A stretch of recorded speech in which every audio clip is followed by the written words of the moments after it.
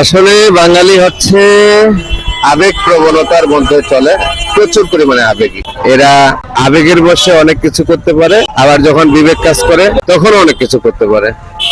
যেমন এই বাংলাদেশের জুলাই আন্দোলনে কত মানুষের প্রাণ চলে গেছে, সবাই খুব খুশি হয়েছে। যদিও এটা রাজনৈতিক ভাবে কথাগুলো আমি বলতেছি না, একজন সাধারণ মানুষ হিসেবে, একজন সাধারণ জনগণ হিসেবে জিনিসটা চিন্তা করে দেখলাম যে 24শে আন্দোলনের পরে বিএনপির এই যে দেখেন কি একটা বিএনপির গলা খুলে কথা বলার দুঃসাহসিকতা সেটা ফিরে পাই। কিন্তু গতকালকে যে হবিগঞ্জের পরিস্থিতি প্রশাসনের দেখলাম, যেখানে প্রশাসন বাধা দিচ্ছে থানায় মামলা দায়ের করতে দেওয়ার জন্য, একটা সাধারণ মানুষ হিসেবে কি ভাই কোলে আসবেন নাকি? এখন পুলিশ প্রশাসন যেভাবে বালির ট্রাক ব্যবহার করে রাস্তা বন্ধ করে দিয়েছে, এটা কতটুকু যুক্তিযুক্ততা আমি বারবার কালকে থেকে ভিডিওগুলো দেখতেছি আর ভাবতেছি যে এ দেশে, এ রাষ্ট্রে সাধারণ জনগণের কি হবে, যেখানে বর্তমান চলমান এমপি সেখানে স্বয়ং দাঁড়ানো সেই এমপি। আমি একটা জিনিস খেয়াল করে দেখছি যে হাসনাত আব্দুল্লাহ তার হাত